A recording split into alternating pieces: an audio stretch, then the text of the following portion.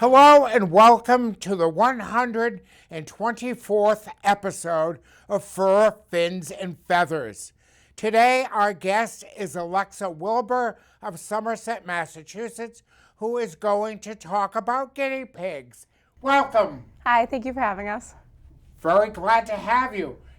How did you get interested in this wonderful hobby? So when I was in first grade, I had a best friend who had a guinea pig, an albino guinea pig. And I found it very fascinating because I had only seen hamsters before, and a guinea pig is much larger than a hamster. So I wanted a guinea pig. My mom said no because she had a bad experience with hamsters when she was a kid. And so I never got one. But it's always something that I always wanted as a child. So then when I got a little bit older, I ended up moving out and becoming a caregiver for my grandmother. So I moved in with her, and I always grew up with dogs. So I felt lonely not having a pet. So I thought that it was a perfect opportunity to have a guinea pig. So then I went to a pet store, which I know guinea pig community is more so you want to adopt from a sanctuary rather than a pet store. But I didn't really know much about guinea pigs at the time. So I did buy my guinea pig at a pet store. His name was Gizmo. And I just fell in love with him. And now I have 8. And they are all colors? Yes, they're all colors, and there are different variations of guinea pigs. So I have a lot of tri-colored guinea pigs, meaning they have 3 different colors. But then I also have an Abyssinian guinea pig who has like funky hair. It like goes like different ways, and he's all white, and he has just a patch of black on his eye. Then I also have a two-toned guinea pig where just his head is black and then the rest of him is white. And then I also have what we call a Rex guinea pig, and his hair is like a different texture than the American guinea pig. So what I brought with me is an American guinea pig and then a silky guinea pig who has wicked long, beautiful hair. How old is Gizmo? Oh, Gizmo is no longer with us. Oh, but I'm sorry. It's okay. This is Gabby. Oh, I'm sorry. I'm sorry, Gabby. Tell me about Gabby. So this is Gabby, and she is such a love bug. She is 1 year old. So she looks fairly big, but this is the normal average size of a guinea pig typically. How do you care for her? So Gabby is in a cage with her sisters. So I have a total of 3 females and 5 males. And does everybody get along? No. So males are a little bit harder to bond, or get along with each other, rather than females. Their temperament is a little bit more frustrating, I guess, per se, because they want to be dominant over one another. So I have 2 that are actually bonded that when I adopted them, they came as a bonded pair. So they are in a cage on their own. And then my other 3 males are in separate cages. I attempted to bond them because you can actually attempt to bond them, but it didn't go too well. So they are in their own separate cages. And then my 3 females are all in one cage together. We use CNC cages. There are different cages for guinea pigs. You could have a Midwest cage, CNC cage, various different sizes depending on the guinea pig itself. They suggest usually a 2x4 for just a single guinea pig, and then obviously larger the more guinea pigs you have. And then we have hay. They need an unlimited amount of hay, so lots of hay. And then they get oxbow pellets on the daily. I give them morning and then a little bit at night, kind of for like a little snack. And then they have their veggies. They always need veggies. So what kind of veggies do they like? So mine specifically like romaine lettuce, which is very good for them, and green peppers and cucumbers. Gabby actually is the only one who really eats strawberries. The others do not like strawberries for some apparent reason. You can feed them tomatoes. You got to be a little careful. She likes strawberry. Yeah, she likes So that will be her season coming up soon. Yeah, she loves strawberries. The others don't very much. And then carrots, you feed them in moderation. You have to be very careful with carrots. Actually, that's partially why my first one died, because usually you read a lot about carrots and how they love carrots and carrots are great for them, but what they don't tell you is that with males specifically, they have a higher concentration of calcium in their urine, and carrots have calcium in them. So the more that you feed them the calcium, they actually can develop bladder stones, and it's not like what you and I have. It's fully full of calcium, and they have to actually do surgery to remove them, which, because there's so little, surgery can be, it's a process. It can be fatal, or because there's so little. So it's a big deal. What is their longevity? They can live from anywhere from 6 to 10 years, actually. What about veterinary care for them? So you actually have to go to an exotic vet for guinea pigs. So it's not like a dog or a cat. You have to find a vet that specializes in exotic care. And usually it's not like a dog where you bring them every year. It's kind of like when you see that they are sick, which guinea pigs are very good because they are prey animals. They're very good at hiding their illnesses. So you have to really kind of know your guinea pig in order to figure out, what's going on with your guinea pig. So any abnormal signs that you see with them, it's definitely good to go to a vet and have them checked out. And how would that, did one of them recently needed treatment rather for antibiotics? How did that work out? Yeah, so actually Gabby, It was Gabby. Yep, Gabby. And actually my others at home are currently sick, so that's why I didn't bring them. So Gabby actually developed an upper respiratory infection. It's something that they can get when they're stressed out. So I believe it's because I revamped their cage setup, so now they have a little bit more room now, and they have a little loft up at the top, so they have lots of room to run. And I had her downstairs, so it's not her normal setting, and she was a little bit stressed, so she developed an upper respiratory infection, which in guinea pigs can kill them fairly quickly. So usually you can tell by either they have wheezing or sounds like their lungs are popping a little crackling sounds in their lungs, and just eyes are watery and discharge from their nose, so they have runny noses. They also sneeze or cough, and then I took her right to the vet, and they give her antibiotics. So now she's good now. She was on antibiotics for 14 days. Is that by injection? Nope, you feed it right through a syringe in their mouth, and they're good. They like the taste of it, so it's not really a problem to give it to them. And in a few days, she was better. Yep, 14 days, and she's golden. So, yeah. Now, what about your other guinea pig here? So this is Gloria, so I'm going to put Gabby back in her little cage. So Gloria is actually my newer female. She is a silky guinea pig. So, go ahead, baby. So that means her hair is a little bit longer, and it can... She's settling in. Yeah, here we go. All right. Now, who is this? This is Gloria. So I recently found her at a pet store. I felt bad for her because she was the only one in her tank. And she saw me, and she just, her ears lit up, like her ears like went up like this, and she was like, wee! And she made her little weaking sound. And I knew I had to have her. She wanted to come home. Yes, I knew I had to have her. So, and this is my little munchkin. She's got long hair. She's my little fluff ball. Hello, Gloria. Now, how is how do you groom Gloria? So they have guinea pig care stuff that you can buy anywhere, Amazon, anywhere. There's also like Cavi websites that you can buy them on, and it's just like a little brush. You just groom her. I also trim around her butt a little bit because her hair is so long, so you don't want it to Yes. get soaked and stuff.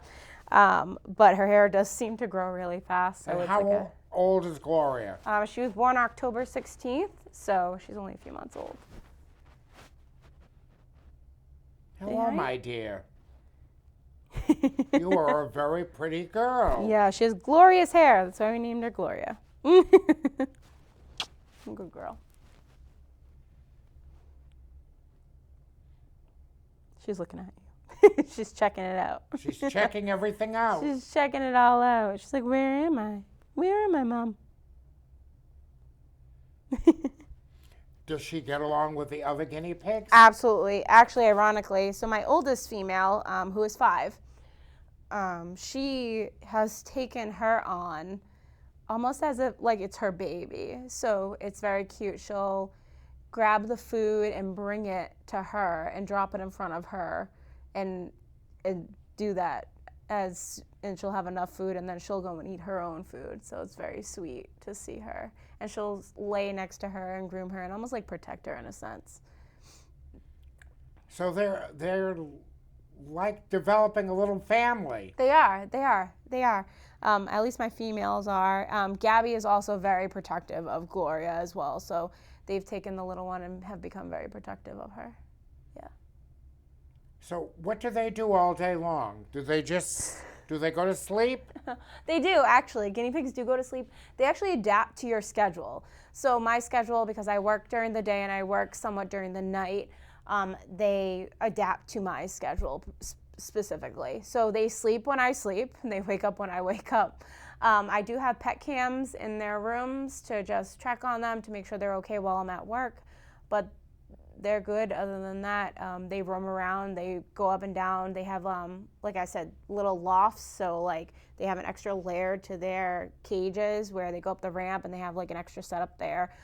They like to play. Some of my guinea pigs have toys with little bells in them that they like to ring and stuff they like to play with. They love to chew on their wood.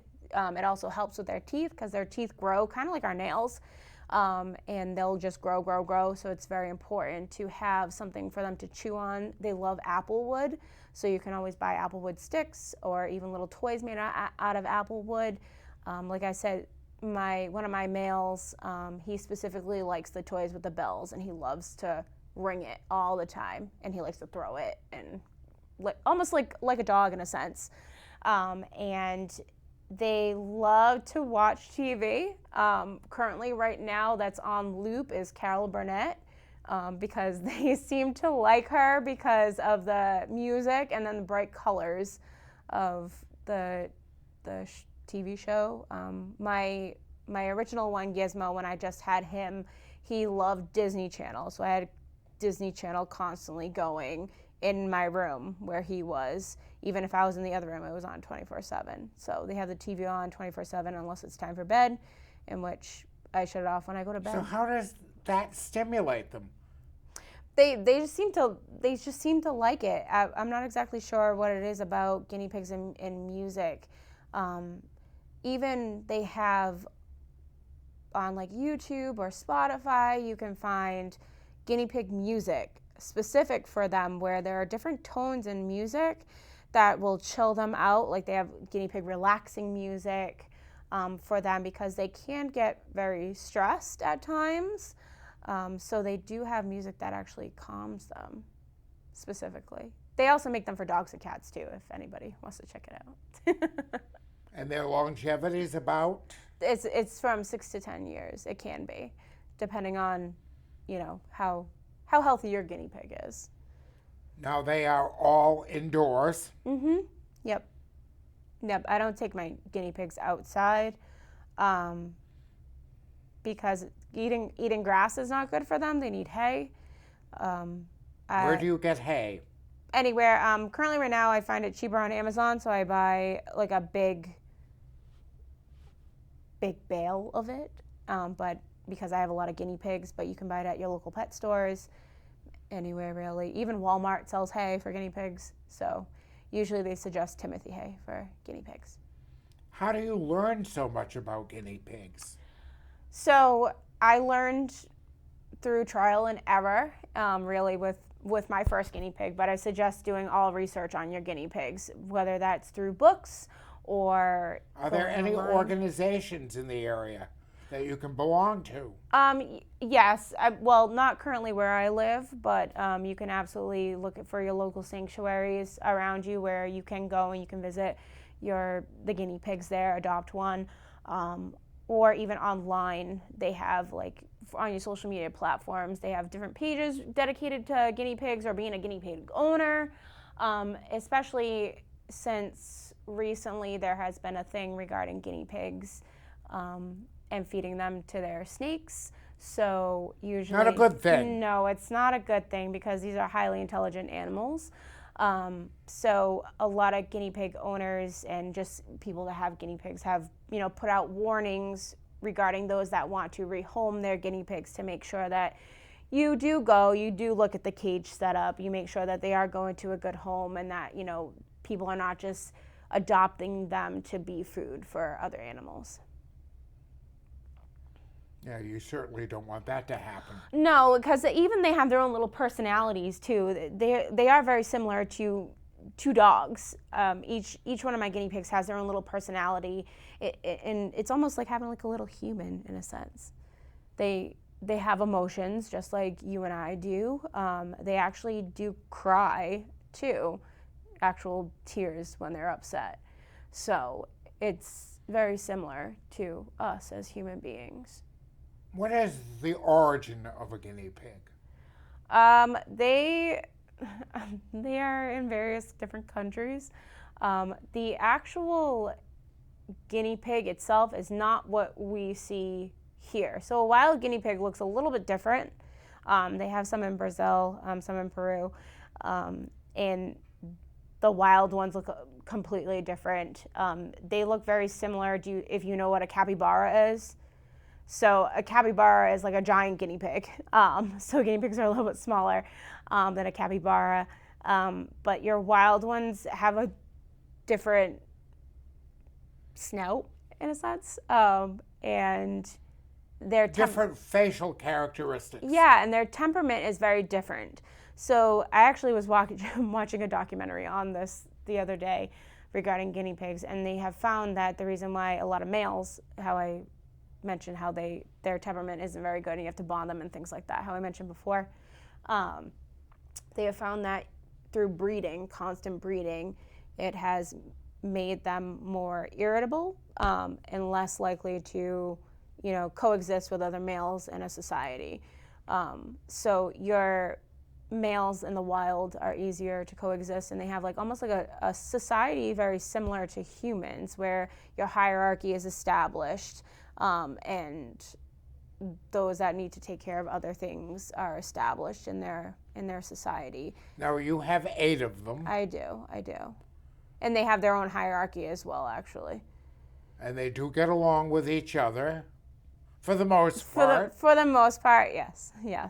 My males actually do get along with each other. It's just they can only get along for so long, and then they need to be separated. So I do give them run time, what they call run time or free time, whereas you take them out of their cage and you let them free roam. Obviously make sure that everything is secured, there's no wires anywhere because they like to chew on wires, and they make play pens specifically for guinea pigs as well, but you allow them to roam. I allow them at least 2 hours is the minimum that they usually suggest for a guinea pig.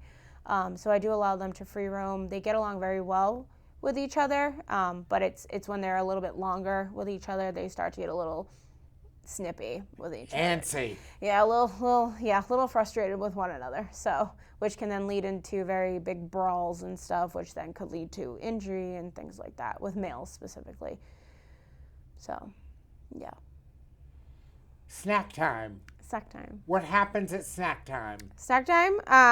Well, when it's food time, actually my oldest, for some reason it's always been the oldest, alerts everyone. So they week really, really loud.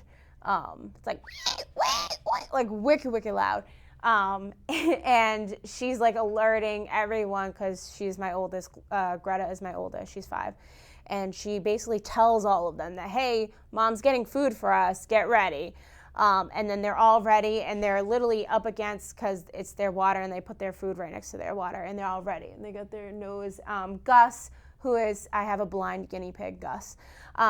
Gus, he likes to stand on his paws and like look around and wave his nose in the air. And usually I'll say, Gus, Gus, and his ears like flap up like this, and he will then sit back down, so then he knows that it's food time. Do they communicate with you? Not in a sense of like talking, because obviously they can't talk, but in little ways they do. A lot of my guinea pigs, when they feel like, because they suggest obviously water to be refilled every day, even if they don't drink all of their water, just to give them clean water, fresh water every day. And so I do that, but however, sometimes the temp is not right for them. So they'll knock their water up against the cage. They'll like slam it, and to tell me that, hey, something's not right with my water. I need something else. Or sometimes Gary, another one of my guinea pigs, he will get water in his dish when he is drinking his water, and he does not like his pellets wet. So he will flip over the bowl, so then I have to get him a brand new bowl of pellets to tell me that, hey, my food's wet, I need new food. So they do communicate in their own little way. It's just, you have to get to know your guinea pigs. You give them pellets. Yes, oxbow pellets, yes. And various vegetables. Yes, various vegetables. My guinea pigs like romaine lettuce, not iceberg lettuce. Iceberg lettuce is not good for them. Romaine lettuce. Cucumbers, which is great because if they don't drink all their water, cucumbers have a lot of water in them, so it also hydrates them. But they have to be seedless. Are there any liquids that they're allowed to? Water. Just water. Just water. Or sometimes because guinea pigs need a high concentration of vitamin C because they lack that. So I usually give mine, it's almost like a supplement cookie. It's like their little cookie, and it's made of vitamin C and mostly hay and stuff like that. And I give that to them, but they also suggest that you can also give liquid form of but it has to be the child's liquid form of vitamin C for them. And then obviously talk to the vet about how many, milligrams you're supposed to give of it, or milliliters of it. How often do you go to a veterinarian? Depends on when they're sick. That's usually when I'll go for them, usually. So they don't require regular veterinary care? No, I mean, a lot of people will go to vets to have their nails clipped because they're not the easiest to clip their nails. You can clip their nails at home. You clip the quick, just like a dog. But a lot of them don't like it. So instead of wrestling them, they'll have the vet do it. I clip all of my guinea pigs' nails, but some people bring them to the vet to have their nails clipped regularly. Or if you have a guinea pig that has a lot of teeth issues, you bring them to the vet to help, file down their teeth and things like that. As well as some people like to bring them for pet checkups, but it's not required. Very good. And she is really almost taking a nap here. Yeah, she's enjoying her life.